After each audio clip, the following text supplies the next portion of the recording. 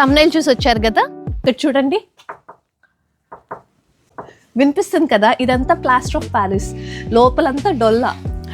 Hello everyone, welcome back to our channel hello Australia Telugu. For the first time నేను outdoor shoot చేయబోతున్నాను. ఆస్ట్రేలియాలో ఎలాంటి houses ఉంటాయి, Indians ఎలాంటి హౌసెస్ని చూస్ చేసుకుంటారు, ఇక్కడ అసలు ఎలా కన్స్ట్రక్ట్ చేస్తారు, ఇవన్నీ ఈ వీడియోలో నేను డిస్కస్ చేస్తాను. అండ్ చివరిలో నేను ఎలాంటి ఇల్లు కొనుక్కున్నాను అనేది కూడా చెప్తాను. So stick to the video until the end.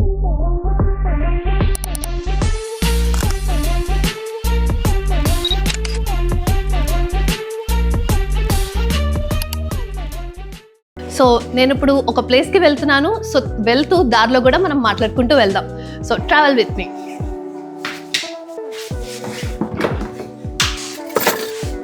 ఎగ్జాక్ట్గా మా ఇంటి ముందే కన్స్ట్రక్షన్ జరుగుతుంది.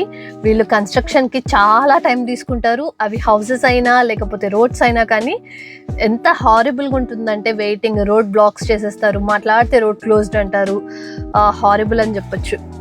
ఆల్ రైట్, సో రెడీగా ఉన్నారా? ఇప్పుడు మనం లొకేషన్కి వెళ్దాము. నేను మీకు ఎగ్జాక్ట్ లొకేషన్ చెప్పలేను, బట్ ప్రాక్టికల్గా అక్కడ కన్స్ట్రక్షన్ ఎలా జరుగుతుంది ఏంటి అని చూపిస్తాను. రండి నాతో పాటు వెళ్దాం.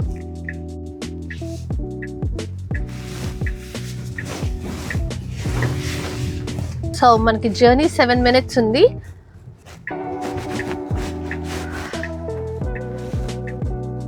ఇది రౌండ్ అబౌట్. సో ఆస్ట్రేలియాలో ఆల్రెడీ ఉంటున్న వాళ్ళకి ఐడియా ఉంటుంది. సో రైట్ సైడ్ వెహికల్స్ ఏమైనా వస్తుంటే మనం ఆగి వాళ్ళు వెళ్ళిపోయాక వెళ్ళాలి. సో ఇప్పుడు ఏం లేవు కాబట్టి వెళ్ళిపోతున్నా. ఇక్కడ రోడ్స్ చూస్తారా, చాలా బ్యూటిఫుల్గా వైడ్గా ఉంటాయి. ఈ ఏరియాలో అయితే మెల్బర్న్ ఇది. సో మెల్బర్న్లో అయితే రోడ్స్ చాలా వైడ్ ఉంటాయి, ఎస్పెషల్లీ వెస్ట్ సైడ్.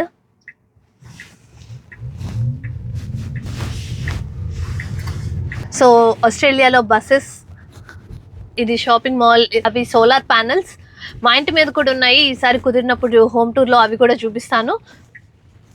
ఈ ఏరియా అంతా కన్స్ట్రక్షనే. ఇక్కడ హౌస్ అండ్ ల్యాండ్ ప్యాకేజెస్ అక్కడ చూస్తున్నారు కదా, అవన్నీ హౌస్ అండ్ ల్యాండ్ ప్యాకేజెస్ ఇల్లులు. సో కొంచెం ముందుకెళ్తాను, మీకు క్లియర్గా కనిపిస్తాయి.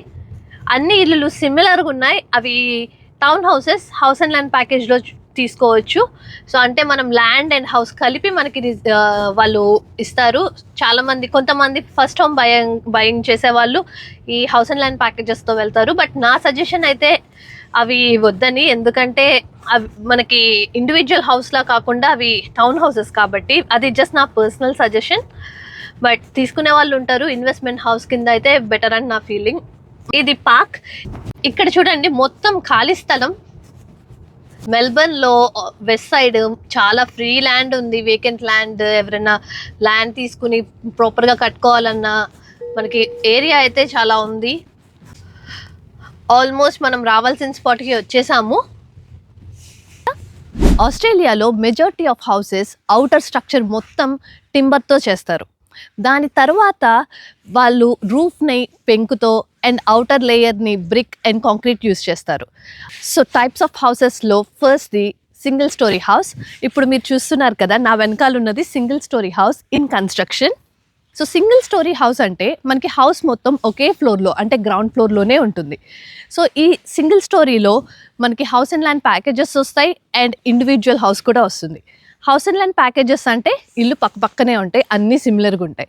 అదే ఇండివిజువల్ హౌస్ అయితే మనకి ఇండియాలో తెలిసినట్టే మనకి 4 డైరెక్షన్స్లో నడవడానికి స్పేస్ ఉంటుంది. సో అంటే రీకన్స్ట్రక్షన్ మనకి ఈజీ అవుతుంది. చూస్తున్నారు కదా, అవుటర్ లేయర్ మొత్తం వుడ్ టింబర్ ఉంది. పైన రూఫ్కేమో అట్లా పెంకులేస్తారు అండ్ అవుటర్ ఎక్స్టీరియర్ అంతా కాంక్రీట్ బ్రిక్స్ వేసేస్తారు. సో సేమ్ స్ట్రక్చర్ని ఇన్సైడ్ ఎలా ఉంటుందో చూపిస్తాను రండి. సో ఆస్ట్రేలియాలో మనం చూస్తున్నట్లయితే గ్రౌండ్ ఫ్లోర్ మాత్రం ఇలా సిమెంట్ ఉంది, బట్ రూఫ్ అయితే మొత్తం టింబర్ వుడ్ ఉంది. సో ఆస్ట్రేలియాలో ఆల్మోస్ట్ అన్ని హౌసెస్కి రూఫ్ ఇలానే ఉంటుంది. ఇండియాలో లాగా ఓపెన్ స్పేసెస్ అయితే ఉండవు. వాల్స్ కూడా మనం చూస్తుంటే టింబర్తోనే ఉన్నాయి, ఇక్కడేమీ మనకి బ్రిక్ యూస్ చేయలేదు. అవుటర్ లేయర్ మాత్రం ఇలా బ్రిక్ పెట్టేసి కాంక్రీట్ వేసేస్తారు.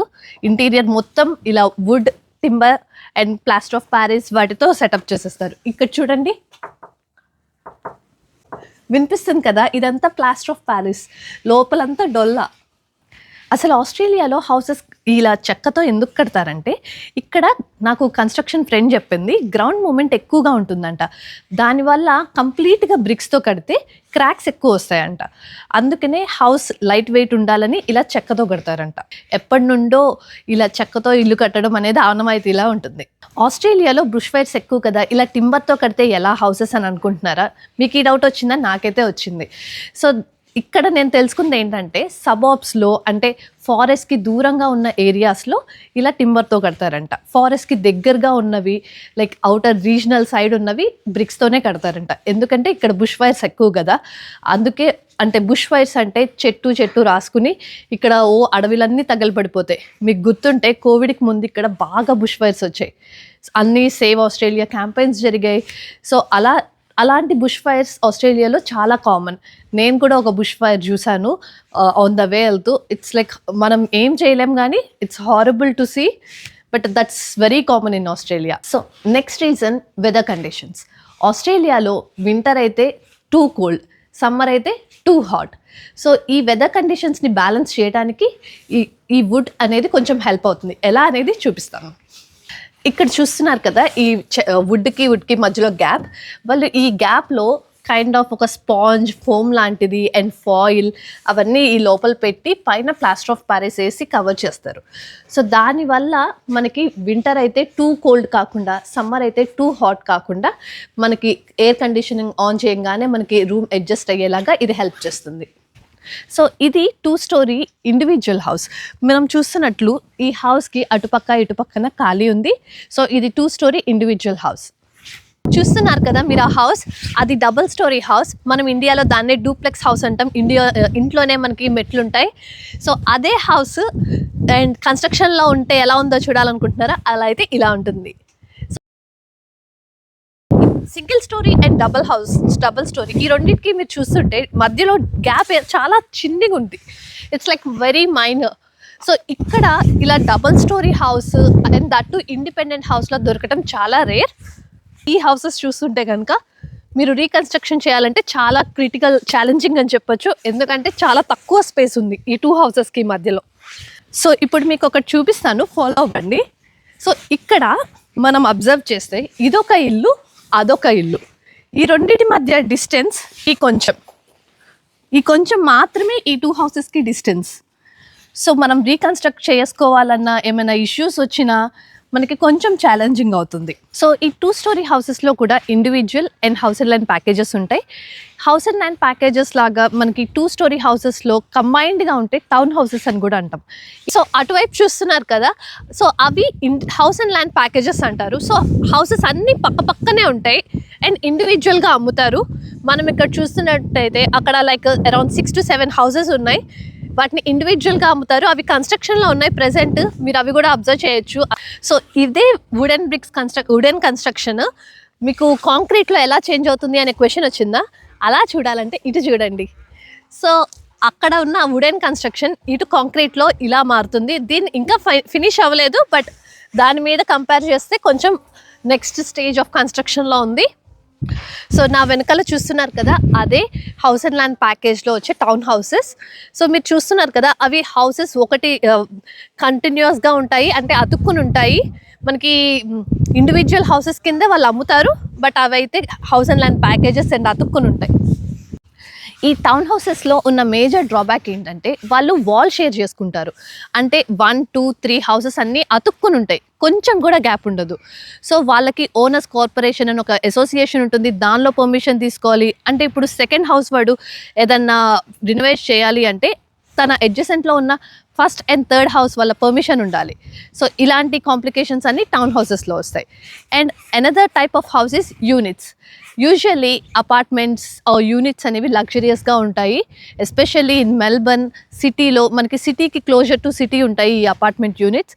అవి ఇండియాలో మనకు ఉన్నట్లే అపార్ట్మెంట్స్ సిమిలర్గానే ఉంటాయి. సో ఈ ఏరియాలో కూడా పార్క్స్ ఉన్నాయి. సో మీరు చూస్తున్నట్టు పిల్లలకి ఆడుకోవడానికి అండ్ పేరెంట్స్ పిల్లలు ఆడుకుంటుంటే కూర్చోడానికి సీటింగ్ అరేంజ్మెంట్ కూడా ఉంది. సో ఇదే ఈ ఏరియాలో ఇక్కడ ఒకటే అని కాదు, ఇన్ జనరల్ ఆస్ట్రేలియాలో మనం ఎక్కడుంటున్నా ఆ ఏరియాకి వాకబుల్లో దగ్గరలో పార్క్స్ ఉండేలా ఉంటాయి. సో పిల్లలకి ఎస్పెషల్లీ ఫ్యామిలీతో మూవ్ అయ్యే వాళ్ళకి పిల్లలకి ఆడుకోవడానికి ఒక స్పేస్ ఉంటుంది. ఎస్పెషల్లీ ఈ ఏరియాలో ఇది కొంచెం Indian area, so mostly Indians ఇక్కడ ప్రిఫర్ చేస్తారు. సో నేనైతే లిబర్టీ తీసుకుని కూర్చొని పోయాను. ఇక్కడ రిస్ట్రిక్షన్స్ ఏమి మెన్షన్ చేయలేదు. సో చిన్నపిల్లలు అయితే నాకు తెలిసి ఇది బాగా ఎంజాయ్ చేయొచ్చు. నాకైతే నచ్చింది. సో యాజ్ ప్రామిస్డ్ నేను ఇండివిజువల్ 2 స్టోరీ హౌస్ తీసుకున్నాను. ఇదే మా ఇల్లు. నేను నెక్స్ట్ వీడియోలో ఈ హోమ్ బయింగ్ ప్రొసీజర్ గురించి, అసలు ఇది కాంప్లికేటెడా ఈజీయా, వాటన్నిటి గురించి నేను డీటెయిల్డ్గా డిస్కస్ చేస్తాను. ఇప్పుడు వరకు చెప్పిన హౌసెస్లో మీరు ఏ హౌస్ని ప్రిఫర్ చేస్తారో కామెంట్ చేయడం మర్చిపోవద్దు. నెక్స్ట్ వీక్ ఇంకొక ఎగ్జైటింగ్ వీడియోతో కలుద్దాం. అప్పటి వరకు stay tune to our channel. Please do like, comment, share and subscribe to our channel. Hello Australia Telugu. Signing off. Team Hat. Nenu mi Sudha.